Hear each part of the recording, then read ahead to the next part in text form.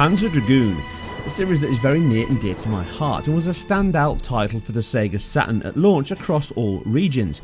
Team Andromeda were within an elite group of developers who used the Saturn's unique strengths early on. The on-rail shooter mechanic of the game also enabled them to limit the 3D rendering load and impress with the hardware much more. An extension of the virtual cop-style shooter, it plays along the same lines as Sylpheed, except it does not use pre-rendered polygonal video backdrops you fly over. Instead, everything is rendered in real time by the Saturn, and damn impressive also.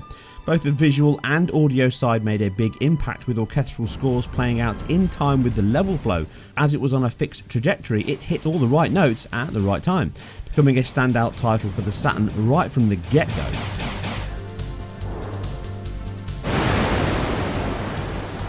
Now, the sequel was a much more ambitious title in all aspects, coming out only a year later, but made a clear second-gen release leap visually, mixing scaling sprites and warped ones to mesmerising effect.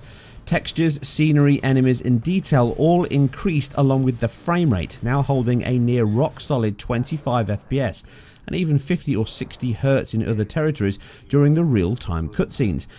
The later Saga series took it into the RPG realms and was the pinnacle of it, but Zwei is still my favourite title of the first two. It was in many aspects the perfect sequel, with camera and controller improvements, gameplay and audio-visual boosts. As great as the first game was, the sequel cum prequel was better in all aspects and still stands as a showcase for the Saturn hardware.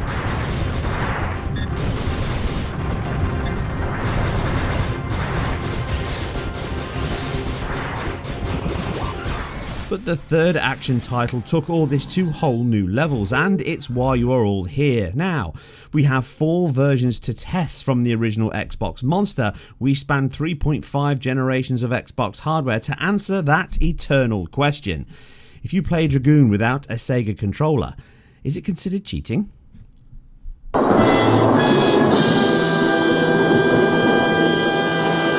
Now, Orta was an even bigger leap over Zwei, with the now disbanded and remerged Andromeda team formed as Smilebit. Now, thanks to their knowledge of converting PC titles in the past, they did have no involvement in the PC port of Dragoon, mind. They excelled again getting to grips with the X86 and Nvidia powered Xbox in short time, and Orta was the outcome from this recipe, and beautiful she sure is. Now, although previous titles had ran at 30 Hz, this new generation of machines allowed polycount, texture details, true alpha blending and a myriad of other features to enhance the quality of the graphics. In addition, the frame rate was also boosted to 60 Hz. The version here is running on the original Xbox hardware and is in true PAL mode for that genuine 50 Hz feel, but it holds on to that locked pretty much throughout play, even at 60 Hz. Now, the game still plays and feels smooth now, although the resolution on modern displays can reduce the impressive quality as we are now used to such high resolutions. The resolution in this 4x3 mode is approximately 576 by 378, which is then upscaled and output to 640 by 480p onto your chosen screen. The blended frame effects and transparencies give that generational look that you had across PS2 and Dreamcast titles for many of them. A soft, blurred VHS type image that impressed even if many of the pixels could merge into each other. Now, this image quality is largely unchanged on the Xbox 360's backwards compatible version, instead upscaled slightly better to the screen but renders everything the same, which includes those pre-rendered video sequences at the start and other points in the game. Now, this has been available for a few years now, and although a great addition for the 360, it was not designed to improve titles, merely run them. Now, this is where the new X and X1 BC releases come into play. The same 3.6GB game is downloaded once you insert the disc from the store, or if you don't have it, you can still buy it digitally from the store right now. As not a single line of game code is touched to create this legacy playback we have, the file size, videos and textures are all as they were shipped with the base game all those years ago. However, Microsoft team have not let that get in the way of enhancing the game for a more modern audience, and we have 2 distinct but pleasant flavours to enjoy some on-rail shooting. First up, on the Xbox One, here with the S model, provides an increase to the resolution by a factor of 2 on each axis, taking the native 378p to an 1152 by 756p, boosting the pixel count 4 times, coming in just under 900,000 pixels. The detail now present on the ground, wings of the dragon, and even the defined points on enemies and objects are all a significant leap over the original Xbox and 360. You will be amazed at all the hidden details and quality that are tucked away inside the title. But wait, there is more.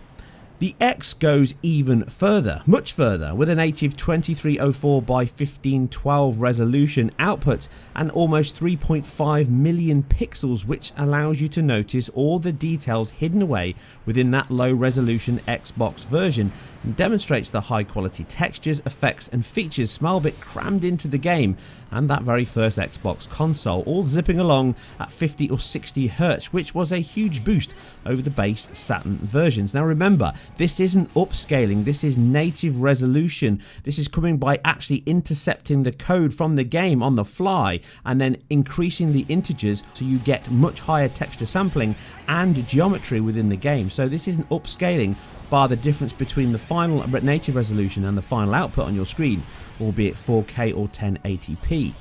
The fourfold increase the Xbox One delivers is already something that impresses you, as does the video files themselves, allowing you to again appreciate the early CGI work here, and it fits much better with the newly increased in-game visuals. Now these arcade style titles are still fun to play, and Orta is one of the best, taking much less effort to get to grips with the mechanics or the UI.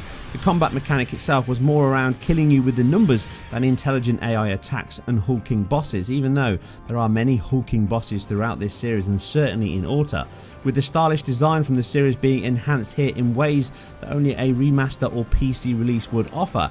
Instead, you can relive one of the best dragon shooters released in the best quality possible for free on your Xbox. And to wrap up my coverage here, the performance is again as rock solid as the visuals. A locked 60 FPS is presented at all tested times, leaving you nothing to worry about other than the flying death you have to avoid at all times.